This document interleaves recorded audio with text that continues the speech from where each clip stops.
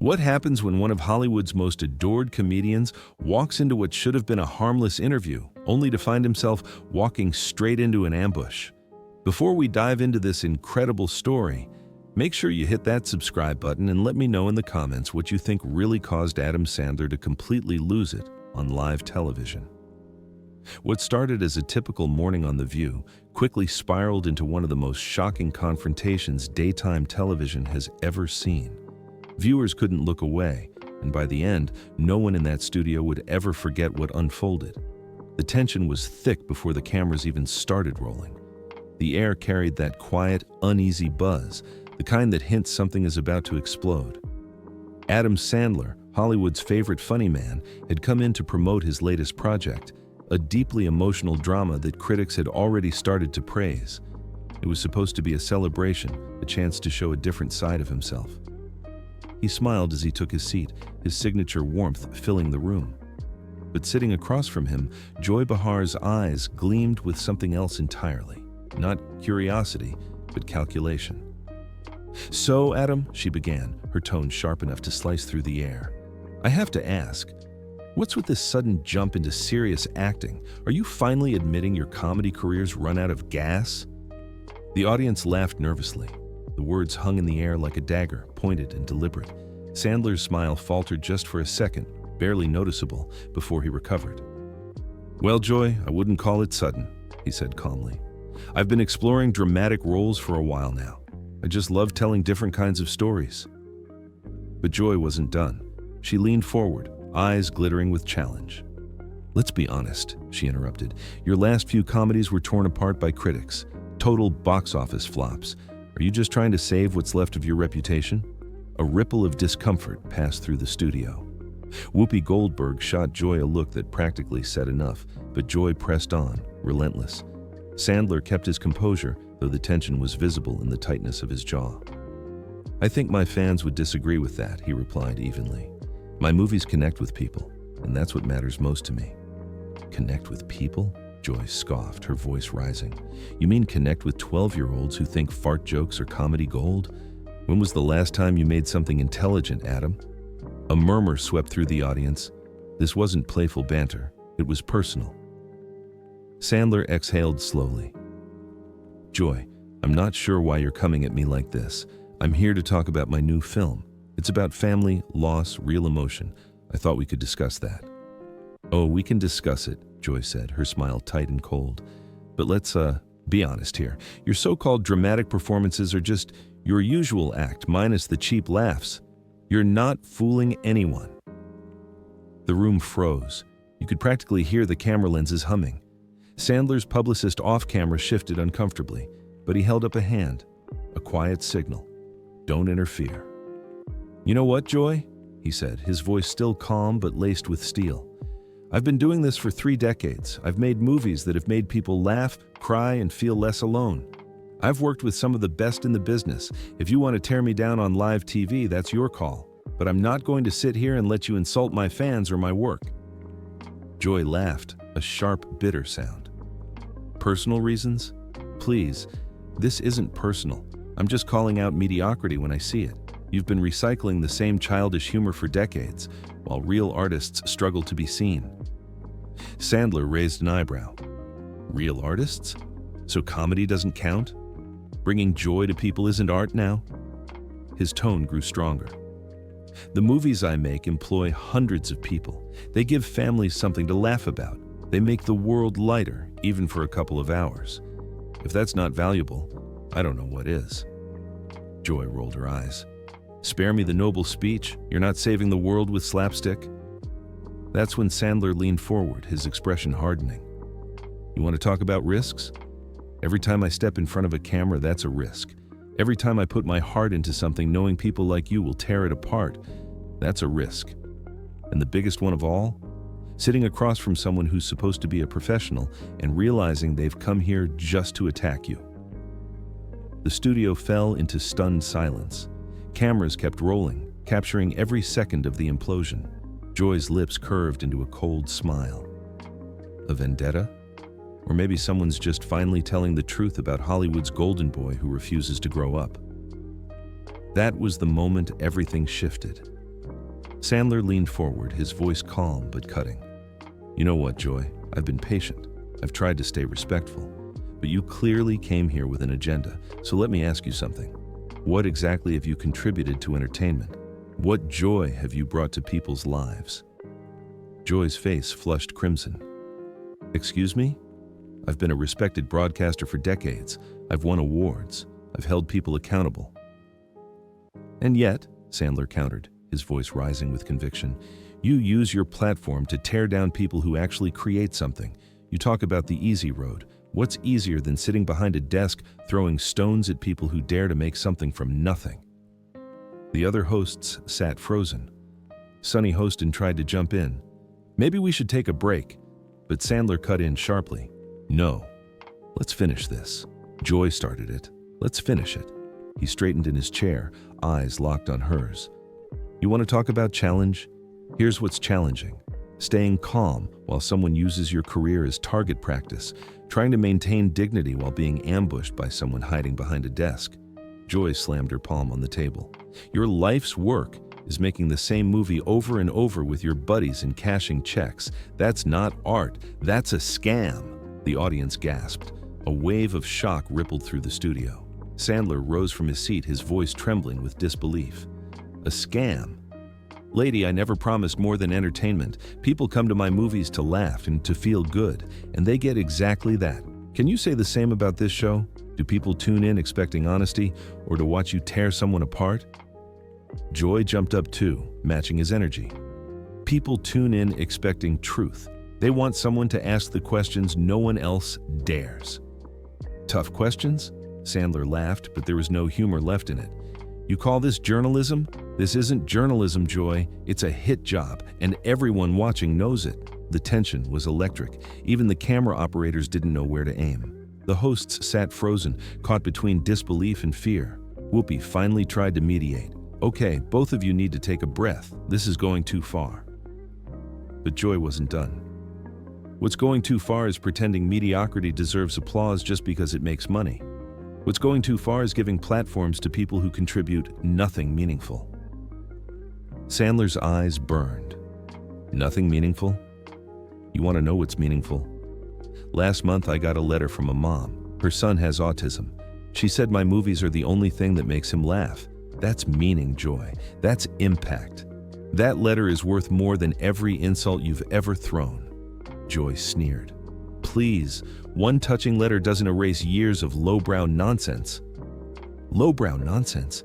Sandler's voice cracked, his anger spilling over. You know what's lowbrow? Sitting here tearing people down just to feel powerful. You know what's garbage? Using your position to hurt instead of uplift. The room was silent, painfully silent. Every eye was on them. Joy's expression twisted into something between rage and smug satisfaction, as if she'd finally gotten the explosion she wanted. Hurt people? She said, voice dripping venom. I'm holding you accountable for polluting culture with childish junk. Someone's got to have standards. Standards? Sandler shouted, throwing up his hands. Your standard is cruelty. Your standard is humiliation. You're the one poisoning the air with negativity. You're everything wrong with the media today. The tension had reached breaking point. Assistants were signaling wildly, off camera. But this confrontation had taken on a life of its own. Joy leaned in, her tone turning deadly quiet. At least I'm not a grown man making millions acting like a 12-year-old. At least I have dignity. And that was the spark that ignited the fire. Sandler's face went red, his voice shaking with emotion. Dignity? You want to talk about dignity? You sit here every day gossiping, tearing people apart, judging anyone who's happy or successful. And you call that dignity? That's your contribution to the world? Sandler's face burned crimson, his voice trembling with the kind of fury that only years of silent endurance could create. Dignity? You want to lecture me about dignity? You sit here day after day, gossiping, spreading negativity, cutting people down just to get a reaction, and you think that's noble? His voice echoed through the studio, raw and unfiltered. That's your idea of dignity. That's what you're proud of. Joy tried to interject, but Sandler wasn't finished. Decades of pent-up frustration poured out in one unbroken wave. No, Joy, you've had your say. Now it's my turn. His finger shook as he pointed toward her. You know what real courage looks like? It's waking up every morning and deciding to make people happy instead of miserable. It's creating something instead of sitting in judgment, destroying it. You call what you do journalism. I call it cruelty with a camera. The air in the studio was electric. You could hear every breath, every whisper from the stunned audience. Sunny Hostin looked seconds away from tears. Sarah Haynes sat motionless, her jaw slack. Whoopi was frantically gesturing toward producers off camera, silently begging them to cut to commercial, but the control booth was frozen, mesmerized by what was happening. You think making people laugh is easy? Sandler's voice cracked with emotion. You think it's simple to stand in front of millions and try to bring them light when the world feels so dark? Every joke, every movie is a risk. Because people like you, he pointed again, voice trembling, people who've never created anything, sit back and mock those who do. You've never known what it's like to put your heart on the line for the world to judge. Joy opened her mouth, but the words wouldn't come. For the first time, she looked truly shaken.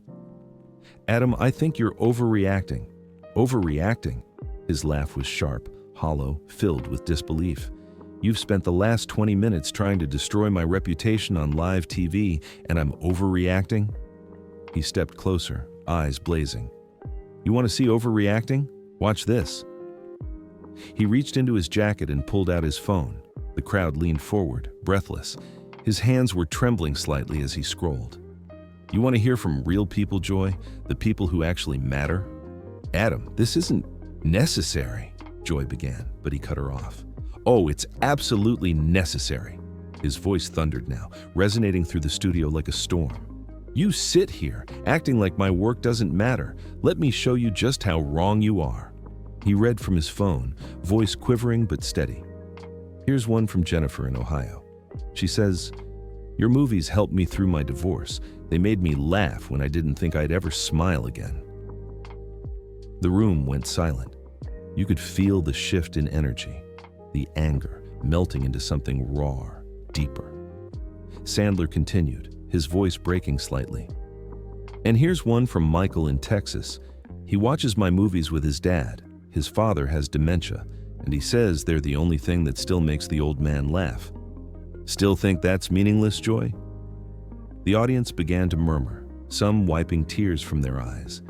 Even the camera operators, usually stoic, were visibly moved.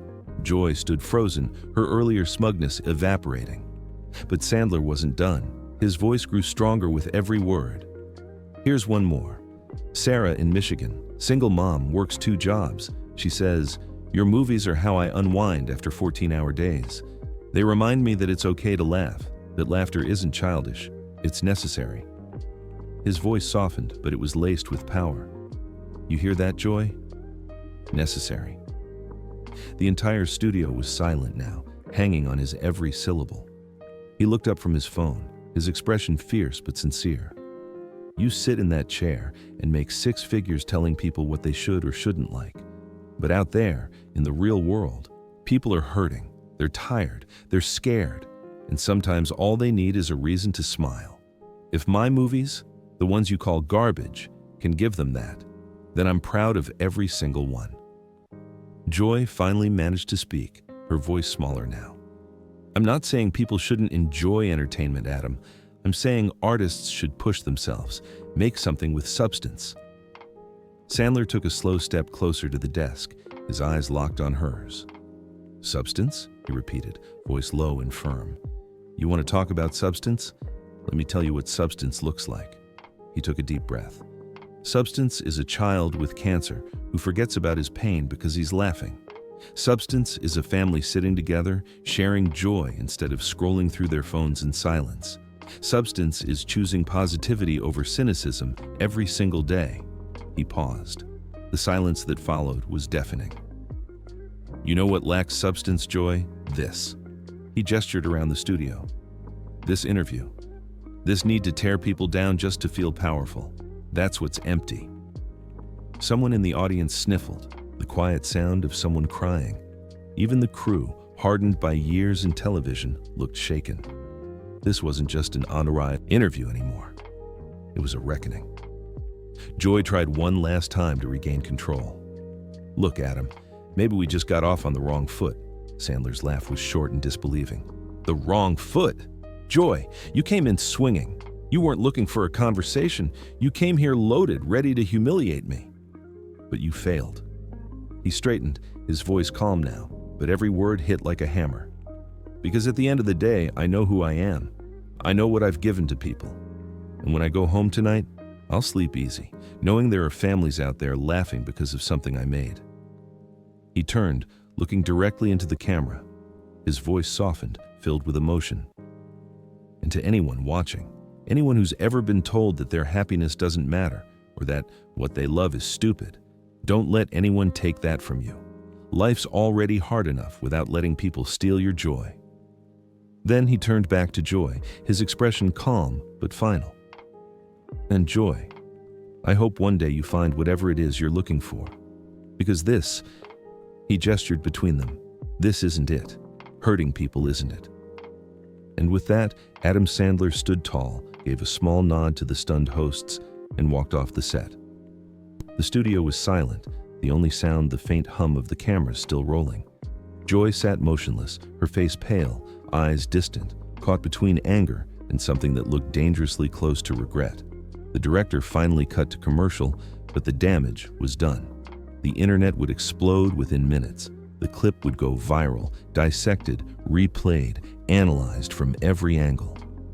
For months, people would talk about it, not just because of the fight, but because of what it revealed. A raw truth about kindness, cruelty, and what happens when someone finally stands up after years of being underestimated.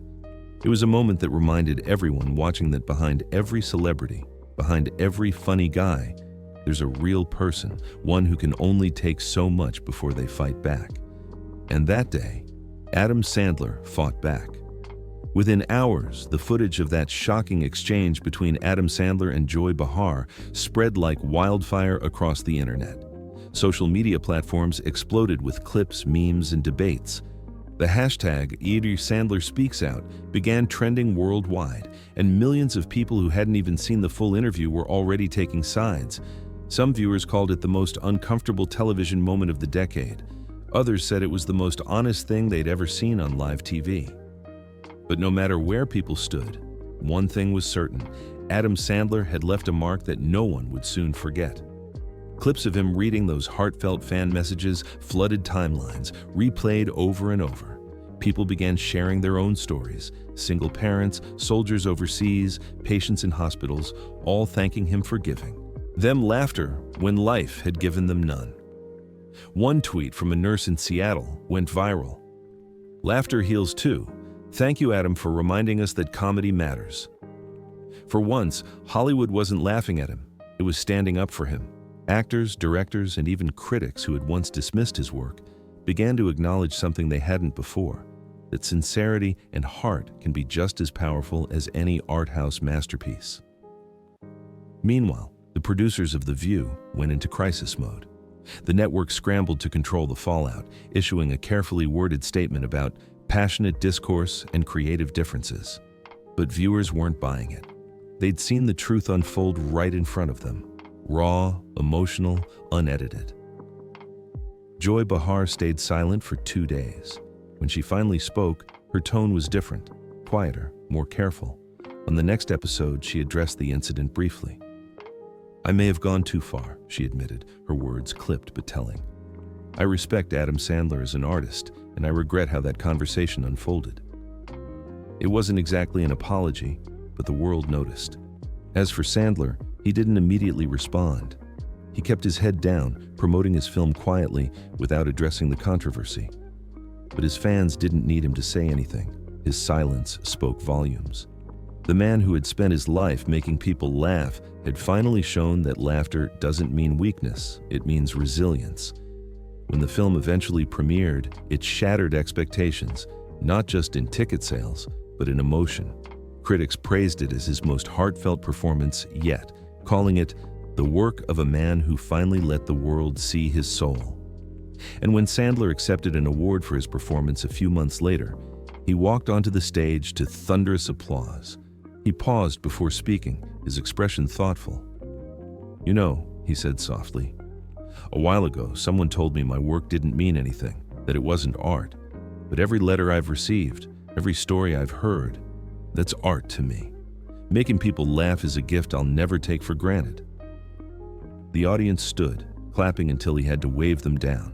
And then, with that familiar grin that had defined his entire career, he added, "And hey, if laughing at fart jokes helps somebody get through their day, I'll proudly keep making them."